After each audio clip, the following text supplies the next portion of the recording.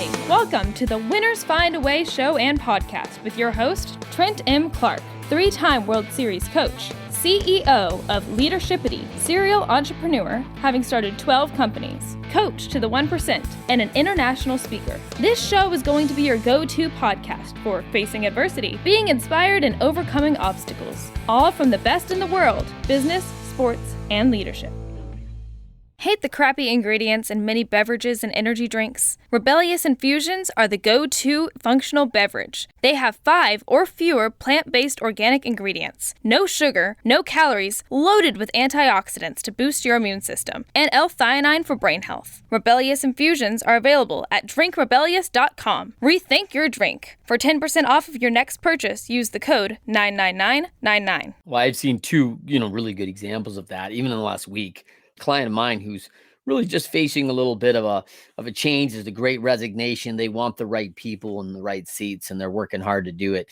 And really watching them come together to support one another and keep their people and their members intact, because the people that have come from other organizations recognize the environment that they've been put in, that it's not like other brands. I want to jump to a question for you. What a value that is to an organization. And most recently, had a conversation with a young man, he's searching out a junior hockey program, in business, and he's looking for that environment. He's looking for a team that's going to put together early on. Of course, they'll have to make some minor changes, but this is a team we're going with to win our league title. We've done this a number of times, as opposed to some of the organizations, which is a revolving door of players where it's going to be, hey, I'm 3 weeks in this town, and then I'll either be promoted or cut. And it's like, hey, you don't start out with 22 players, and by the end, you got a roster of over 61 athletes. Winning is attractive in a season. You're like, wow, I just got to know Dave. I really liked them, and then I don't know, they released me. They released him. If they're not being appreciated, they're not allowed to make a contribution. They're not getting those investments.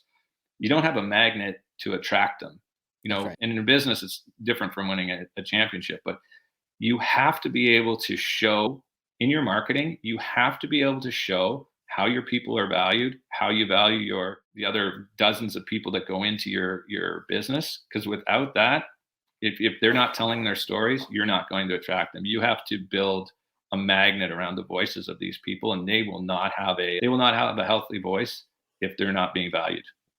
Well, I think when we talk about winning, there's a lot of KPIs around winning and what that means. I like Ted Lasso says, I don't concern myself too much in wins and losses, right? Like, to me, there's a lot of winning, and we talk a lot about the top 20%, right? The top 20% is what I call hired. Because if you're better out of 4 than 5, they're going to get in. There's going to be 5 builders who are going to be offered an opportunity to build this home for someone. And if you're better than the other 4, you're going to get the job. And I've seen organizations destroy everything inside it, trying to be in this top 3%. And I'm not saying I am a guy who's coached around the top 1% my whole life. So I get the understand of the desire for more. But there's another element that I would say, especially in business, sustainability is one of those big itty words we talk about. Listen, you've been in the top 20% for 25 years. And guess what? There's going to be another 50 more, because we've built a model that people are going to want to be here. They're going to want to be a part of our organization. They're going to be in that for a long time. And hey, do we lose some opportunities to maybe, a high flyer, one of the best groups in the world that might beat us out on something? And listen, I've been beat by the best in the world, and I'll tip my cap and say, well, Dave, heck of a game, man. Hats off to you, brother, because if you beat me fair and square, I better go home and practice. But, we got there. We played in the finals, right? Like, you and I both had to beat 16 people to get there, and 16 other teams to get there. And sometimes, this is this NCAA, right? This is a big deal in America as we watch March Madness. Listen, there's one winner, right? Everybody else, the other 68 teams go home a loser, right? Yeah. But don't forget that's true, but many of those other teams, it was a win to get there, and, it's a success story. So you have to celebrate the milestones, and what you were talking about in business there, where somebody beats you or whatever, or the company that's trying to get be in the top 3%.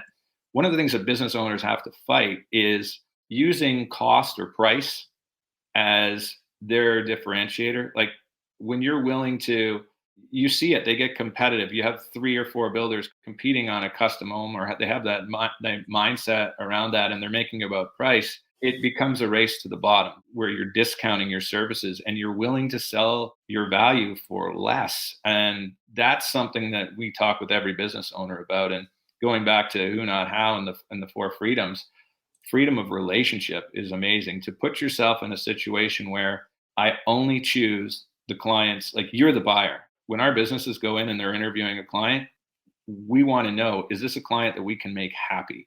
Is this a client that will be valued, that values us? Because if I'm the business owner or the business developer and I go out there and I sell do the deal, and it's a $3.5 million deal at a discounted rate, and it gets handed over to a team to build, very, very difficult for them to do that. And if it's the wrong client, it could be a 1.5 year, 2 year relationship. Boy, have you ever just messed them up for the next 1.5 years because you were too eager to have what you think is a win. The sale is not the win. It's delivering an exceptional experience to each other, not just you to the client, but the client back, and you've taught them how to be a part of your team, and you all have a rewarding experience. Rewarding is another word I use a lot. That's a thing to key in on, is how do we deliver a rewarding interaction with every interaction that we do? And if I'm the business owner, I can't just go out and sell. It's not sustained. Well, you're going to have too many clients that don't fit in with your core values and your vision. They don't value you appropriately. But that takes an awful lot of training. You have to be worth it. If you want to retain the highest levels, that means you have to make investments in your team. You have to have the right, training, the right systems, the right processes, the right support, the right culture, the right belief, all those things around that. Otherwise, you won't be worth it. Your team won't be able to deliver at the level that they need to deliver at. So if you can get that freedom of a relationship into your business where you're picking and choosing your clients, and that's not to say that you win every one, but you never take a client because you have to, or because, your pipeline's weaker. You set your people up to thrive by doing that. But it does take a heck of a lot of investment, infrastructure, and a bunch of other things that you need, a great foundation that you need to put in, all wrapped in a culture of elevation. I love it. So tell me like this, I have a quick question about what do you think? Did you have a impactful pivot point when you were a kid that said, hey, I'm going to be a real estate investor and I'm going to own companies and I'm going to have partners all over North America? I mean, is this is that what you were dreaming about when you were 10 years old? I'm a dreamer. So I was dreaming about owning, lots of apartments because I saw that, one, it's a valuable service. And no matter what the economy is, people always need a place to live. So it's one of those industries where it's like, wow, if you can do that. The other thing that intrigued me was that you would buy it with a little bit of money, a down payment. You would borrow the majority of it from a financial institution, or sometimes the seller would hold some of the financing as well, and that would reduce the amount of down payment that you needed. But if you and I managed the first ones myself, but the rental income comes in, it pays off the bank. You're using other people's money. You're doing that, but you're providing a valuable service and a needed service, and it was scalable. So it was just exciting to me to think, hey, you could start out with, let's say, my first apartment building I bought with $9,000 of my own money. And it was amazing to me that this thing, would be paid off. Other people, the people paying the rent, would be paying this thing off. So as a kid, I looked at it and I thought that just makes total sense. And not only is it paid off, but it's going to double or triple, or we've seen stuff go from that in value. So, that's what I was dreaming about from the real estate side at the beginning. But I've always been an ideas guy, and business challenges have always been fun for me. And that's why it was so intriguing to look at this big industry opportunity where, Alaire is coming in to shift a market, to harmonize a marketplace that's really fractured. I just thought that's an amazing challenge. I think the business fundamentals are there. It should work. It's scalable. So that was intriguing to get into. That's awesome. Do you think, I love the quote from Chris McChesney and Sean Covey: winners, when shown data that they are losing, find a way to win. Yeah. So Was there a time ever where, you had your back against the wall, you're mired in this thing on this isn't working, like, and everything's frustrating. You're down but not out, but you've got to come through something pretty tough. Can you talk to me about a time in your life where you were there? Yeah. So I had, well, a very personal one is that I had a horrible back problem. So, I was still trying to play hockey. I had a degenerative disc. I ended up having, 4 back surgeries in Canada. I could barely function as a human. I was on 18 to 24 Percocets a day for a year and a Mm, half and drinking a bottle of wine at night secretly, and then just barely getting through the day. And ultimately, I ended up going to Germany for a procedure that they didn't do in Canada at the time. So I have my 5th surgery was for a prosthetic disc, and I was going through this was in 2013. So I was going through this same, like, this is the time I was talking to Blair at Alaire, going through what am I going to do next, going through this personal challenge of I got to get myself fixed because I had at the between my last surgeries in Canada, I had lost 80% of the movement in my left leg. I was starting to lose bladder control. I had all kinds of nerve issues going on. Couldn't lift up my kids. I could barely function. And having this opportunity come at the same time was invigorating. And then when you have a crisis like that or something where you get your life back, because I had that surgery on a Monday. The following Monday, I was riding a bike in France. And 4 months later, I was playing hockey again. So that's almost, for me, that was like getting a new lease on life. And I didn't want to waste it. But I think we go through challenges all the time. Most of them, when you look at it, there's physical ones like I just talked about. And for an athlete, that's a real thing too, like a knee injury or something that's career ending, and then you got to reinvent yourself. But I feel like now you have the opportunity to reinvent yourself whenever you want. It's just a matter of a mindset shift. So if you're struggling with something, what I realized where I was, when I started with my, construction coaching and finding other builders and bringing in and supporting them, I found that there were so many things that I was not good at. And I had people telling me I had to get better at these things. I had to work on this and work on that. And it was frustrating. And I wasn't having the level of success that I wanted to. But when I realized, hey, I need to stop trying to do all of this stuff on your own, recognize your weaknesses and start to build a team and bring people in. And that's what I ultimately did is I brought in a support team to say, listen, I'm not very good at this. What is my role? Ask yourself, if you're in a position where you're losing all the time, take an inventory of, well, what are you doing? What are you good at? What do you not like doing? And what do you need to get off your plate so that you can focus on what I talked about earlier, creating that magnet and opportunity for other people, and go about reconfiguring, reinventing yourself. And the way you reinvent yourself is surround yourself with different people, mm, the right team, and don't feel guilty about it. Like I felt, there's been times in my life where I was ashamed that I wasn't good at doing things. And, people would say, well, why aren't you doing this? Why aren't you doing that? If you find yourself not loving what you're doing, ask yourself, am I the person who should be doing it? And we're getting back to who, not how, which is the premise of the book, which is why it resonates so much with me. It's like, if you're procrastinating, that is right there. Dan Sullivan calls it procrastination as wisdom. I call it enlightenment. If you find mm, yourself procrastinating on something, pause and recognize it. Ask yourself, why am I not doing this? Is it because you hate doing it? Is it because you're not good at it? Are you embarrassed about it? Should you be doing it? And there's little things, rolls around a house where it's like, I'm not good at doing like any maintenance and stuff around my house. I pay somebody to do that. If I loved doing it, it would be fun to go out and putter around in the yard. I got buddies who are great at it. They love doing it. And when they're doing it and you hear like, oh, I wish you were more like Brett. Like look at Brett, look at his yard and everything like that. And you feel like, well, is that something I need to work on? Should I be going out and doing that stuff? But no, don't.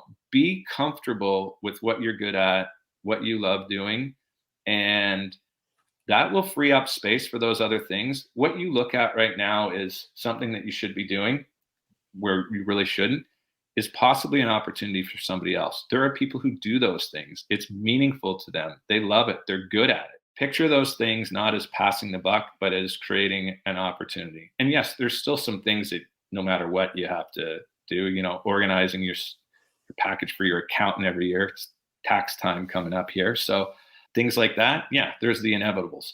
But anytime you can take an inventory, take a stock of what you should be working on, and anything else, instead of looking at it as passing the buck or just sweeping it off your plate, change the lens on it and think, is this an opportunity for somebody else? Who can I find that would value doing this work? And pay for it, outsource it, do it. That'll free you up to do your $100 an hour, $500 an hour, $1,000 an hour stuff, and put your energy into those things. And there are really great testing things that you can do to find out what you're good at, like your Clifton Strengths Finder or your Colby score.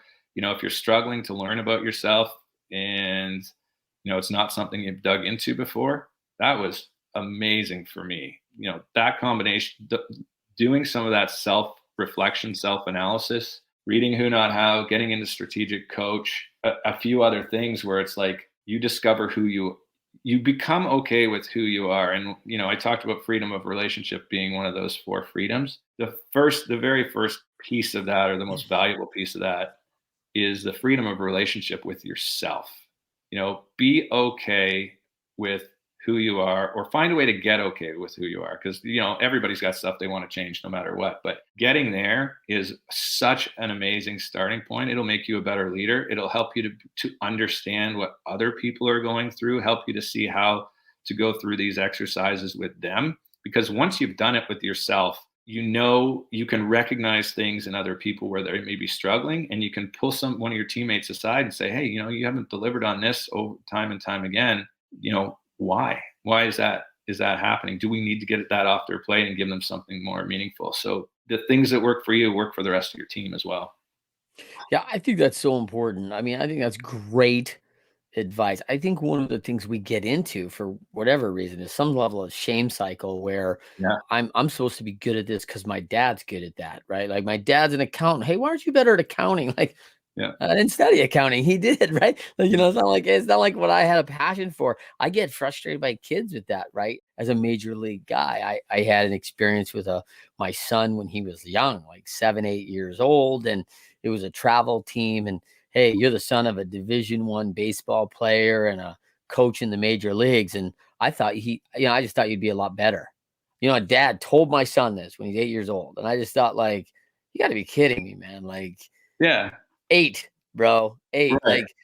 Like, we do not have to be our parents, right? And we do not have to be something we're not. And, we're perfect as we are, made in, an image that I believe is the perfect one. And there are no mistakes there. So finding that, I think, is really important. And you've really given some nice tips on how to do it. So I love it. Dave, if I was to ask you, what's the superpower that separates you from others, catapults you to the 1%? Oh, superpower. So I would go to my Clifton Strengths from this, and it's a combination of some of those top things. It's, for me, strategy, ideation, futurism, and positivity.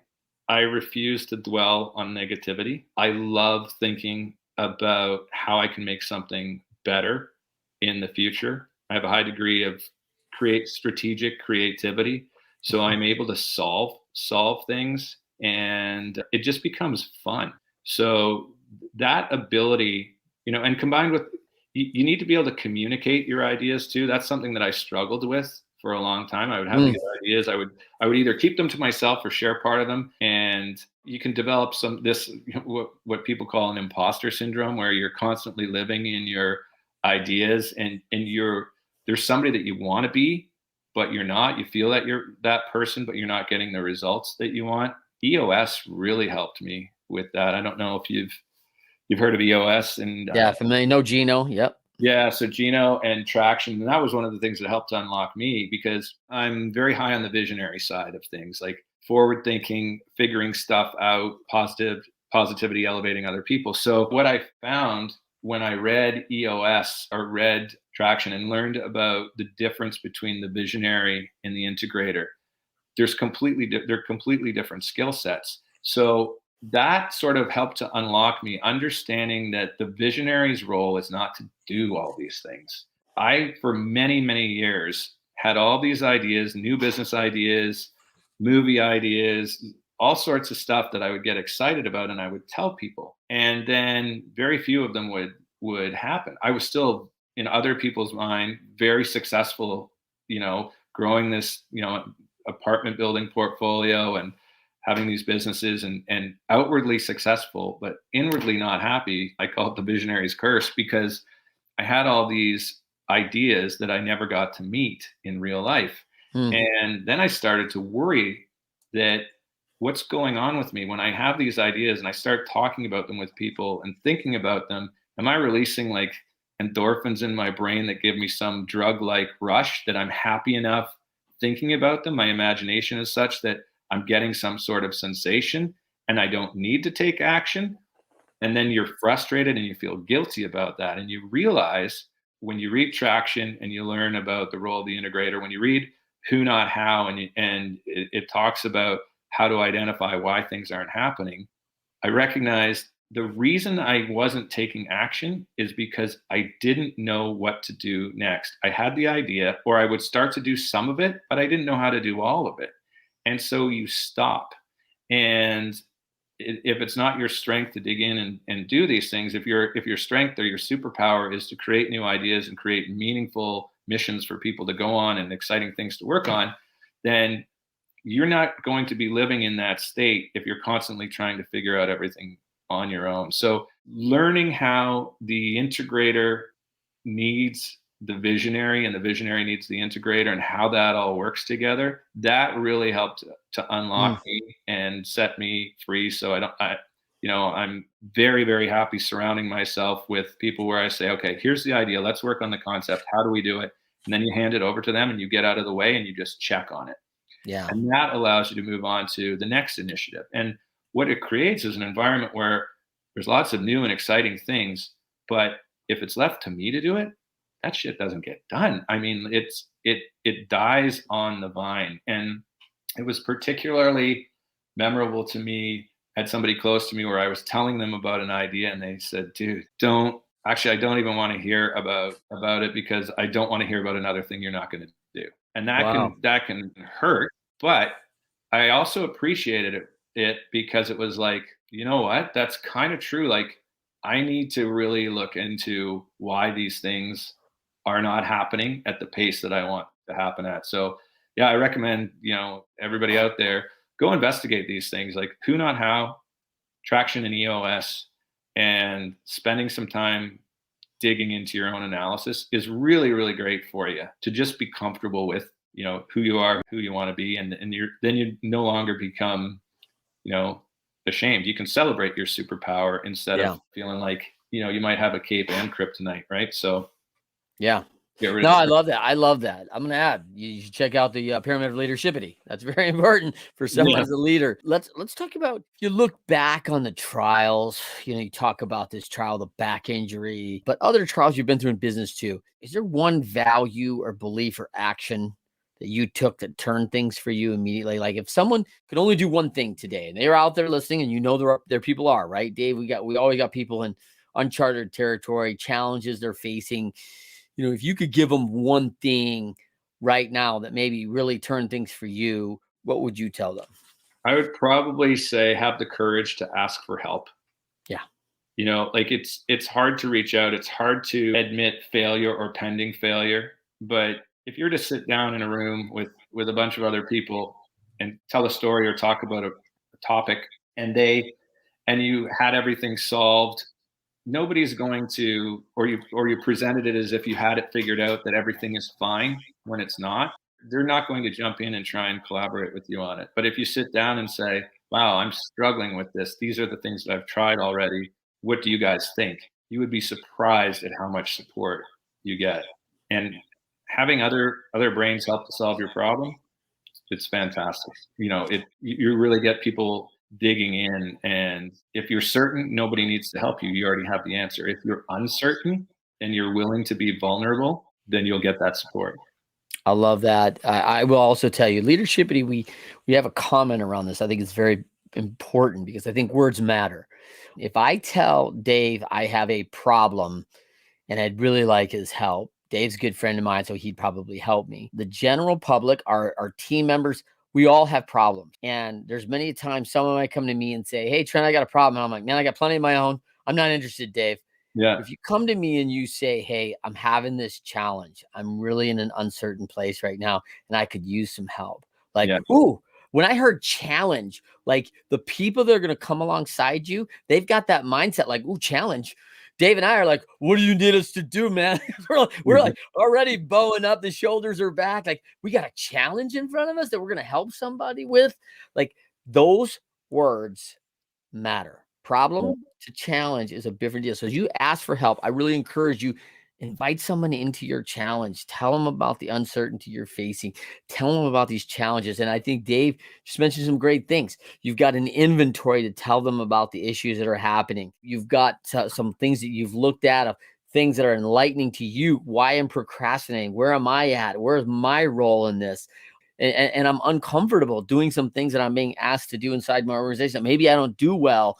And so all these things that you've got to be able to tell and learn about you and where you're at inside this challenge and what you may need, describing the surrounding team members that are inside your challenge that are willing to help, and finding out what you may not have around you that you need. You may just discover that inside this challenge. So strongly encourage you. Is there a quote, Dave, that you like? Things are down, like, hey man, this gets me back going. This regulates my balance. If things feel uneasy and earthquakey and I'm walking on shaky ground, is there something that stabilizes you that says, hey, I've learned this and I go back to the foundation, back to basics with this saying? I don't know if there's a back to basics one, but there's a quote from the Tragically Hip, which is a cool Canadian band that helped me when I was going through, my imposter syndrome and figuring out being comfortable with myself. And the quote is, no one's interested in something you didn't do. And it was used in a different context, but I related it to myself, where it's like, if you don't take action on it, if you're not planning on taking action, not planning on doing anything about it, why are you talking about it? It's one thing to have some collaborators with to run an idea around when you're considering it, but you need to work on, how you communicate. If you're doing that, it's like you just talked about, how you're challenged, how you take it. It's like, I was going to say, you just drop the why. You take it from being your challenge to our challenge by involving other people, right? So for me, it was, no one's interested in something you didn't do. So I just think of, before I start going down this path, how do I need to communicate this? Is this something that I'm committed to? And I use a strategic coach tool called an impact filter, where it allows you to map out, you basically sell the idea to yourself first and figure out how you're going to share it with your team, because you probably aren't going to be able to do it yourself. You're going to need buy-in. So that helped to release me from just blabbing every idea out all over the place all the time and feeling like a fraud. Nice. I thought about our time together this week. I know you're an action-oriented person, Dave. This is really important. I came across this quote from the basketball coach in the NBA, Phil Jackson, also the author of 11 Rings, because he's been a champion. You're only a success at the moment you perform a successful act. You've got to do it again. Yeah. So, hey, we take this action and then man, and I just feel like, hey, this is something you've done so well, Dave, through your career. For all those out there, thank you for joining us. Dave, so happy to have you on. Thanks, man. Yeah, this was really fun. You got me thinking about a whole bunch of different stuff. I didn't know we were gonna go down all these roads, but it's fun to explore that and to be vulnerable a little bit with you too. So thanks. You gave me a real healthy environment to do that, and I appreciate it. Appreciate it, Dave. As always, join us on the Winners Find a Way show every Friday, 12:30 p.m. Eastern, 9:30 a.m. Pacific. And of course, my handles are Trent Clark or Leadershipity on all the social media channels. Watch for our upcoming ebook on the Pyramid of Leadershipity. Rate us 5 stars. We'll see you next time. Hate the crappy ingredients in many beverages and energy drinks? Rebellious Infusions are the go-to functional beverage. They have 5 or fewer plant-based organic ingredients, no sugar, no calories, loaded with antioxidants to boost your immune system, and L-theanine for brain health. Rebellious Infusions are available at drinkrebellious.com. Rethink your drink. For 10% off of your next purchase, use the code 99999.